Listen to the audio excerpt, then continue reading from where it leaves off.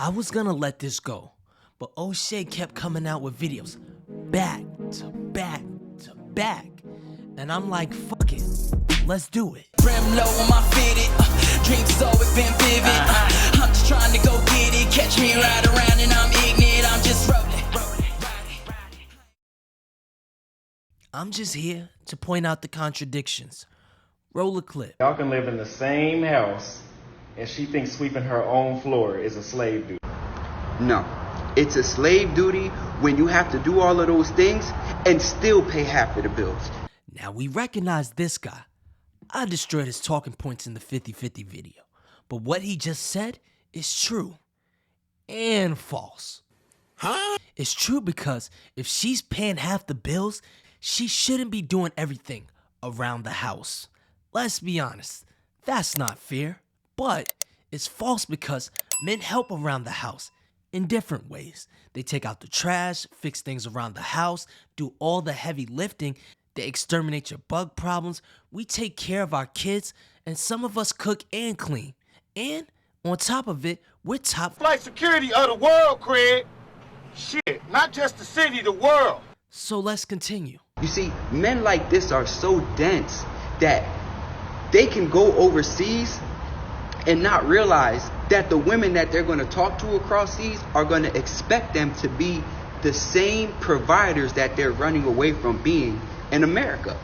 And good luck telling that woman overseas parents that their precious daughter has to pay half the bills while she's living with a grown-ass man, and she has to go and still perform those wifely duties. You see, make it make sense, family. He's right. You guys aren't going overseas and splitting the bills with these ladies.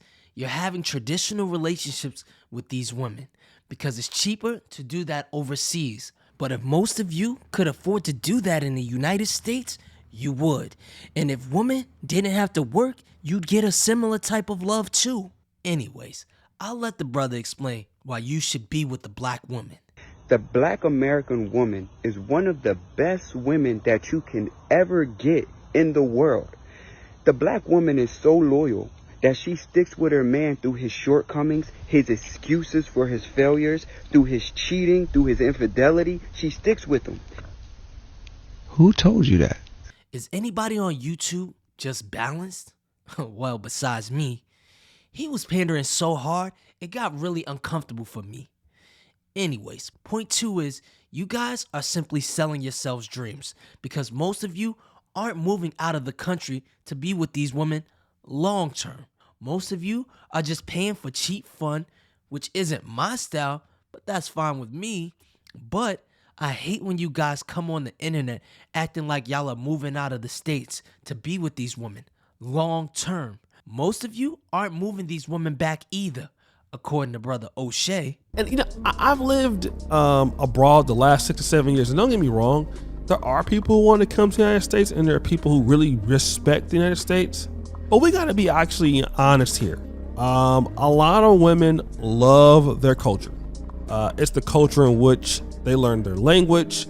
They have their own personal friends and things like that. So not every woman is interested in coming back to the United States to live. Some women may want to come and visit, but then, you know, a woman has to look at the fact that she's coming to the United States.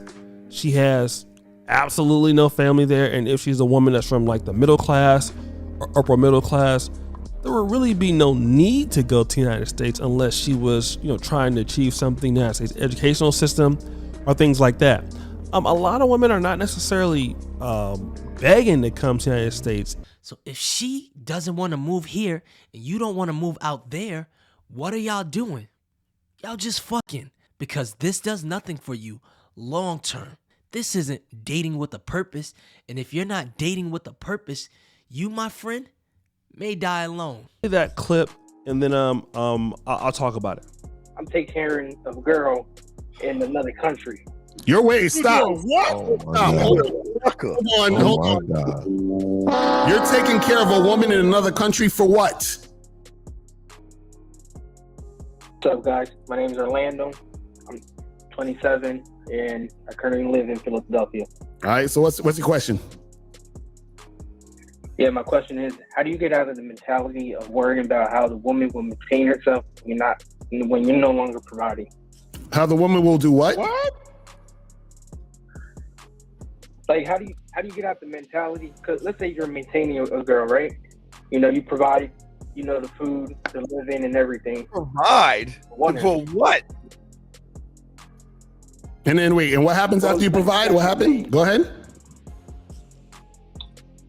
No, like providing basic amenities. But what I'm saying is, like, what you guys saying earlier was true, like about the foreign country and the United States and everything. So the thing is, with my situation, I'm taking care of a girl in another country. Your way, stop. What? Oh my Stop. God. Hold on. God. You're taking care of a woman in another country for what? Okay, so I fell into the whole trap, Stick say he fell into. No, just say I'm red pilled. It's more of Just say I'm red pilled. Wait. Where'd you meet this woman? Dominican Republic. Okay, so you was in the Dominican Republic, and when did this happen? How long ago? Earlier this year. Earlier this year. What month? When was this? Oh god damn. This was in January. January. Okay, so now you've only known a woman for 6 months overseas, and you're taking care of her? Yeah. Why? I just fell in love with her body, man. No. Wait. Stop. I need to know this. Hold on. How much money? No. How much money is she getting from you monthly? Or he getting? Well, it's not really monthly because I was there with her. So basically I was there with her earlier this month until July, which I came back, and I'm coming back this month to the country. He in Hey love. man, let me say this, dude. Y'all trying to run overseas, but they finessing y'all over there. You guys this is the second call from the DR today, and y'all talking about going overseas, and he's just finessing you over there. You are a bitch. And no, I don't think this happens to all travel bros, but the fact that you would pay to fly out of the country to meet women shows me that this group of men is more likely to be finessed for the girlfriend experience instead of actually finding a girlfriend. Sure, some of you don't get finessed that bad, but some of you have been robbed for your phones, your jewelry, your computers.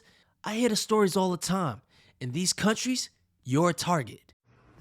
Let me say this to all the dudes that's what Kevin Samuel used to call high value men in training.